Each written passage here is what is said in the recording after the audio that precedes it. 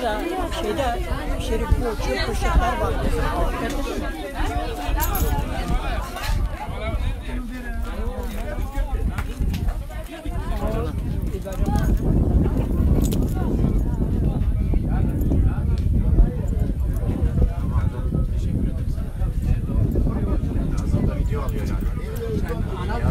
Canlı yayınımız olmayacak vallahi. Sana çok teşekkür ediyorum. Gerçekten. Haberleri senden alıyoruz. Evim Anadolu yakası. Büro Avrupa yakası. Hadi böyle. Ne mağaz?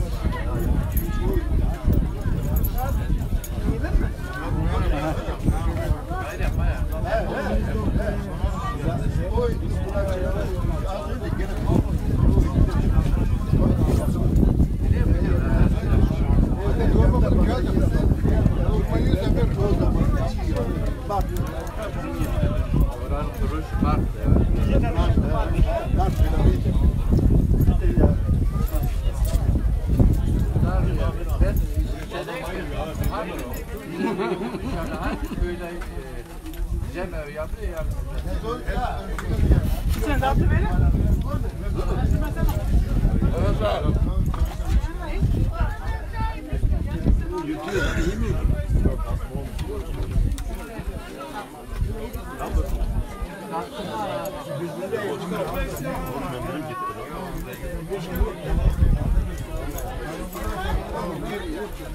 Kömbe isteyen var mı?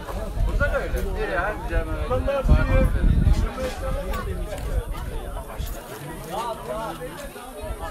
İnşallah onun devamı gelir. Evet.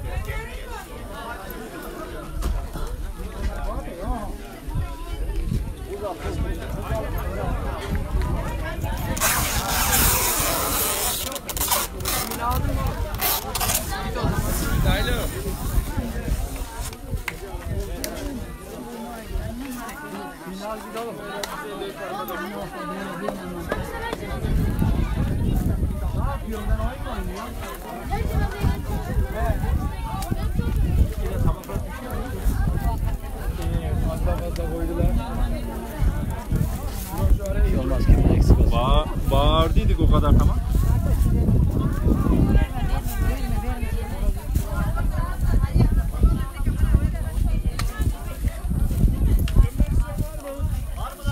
Bravo. Gelsin biraz daha gelsin.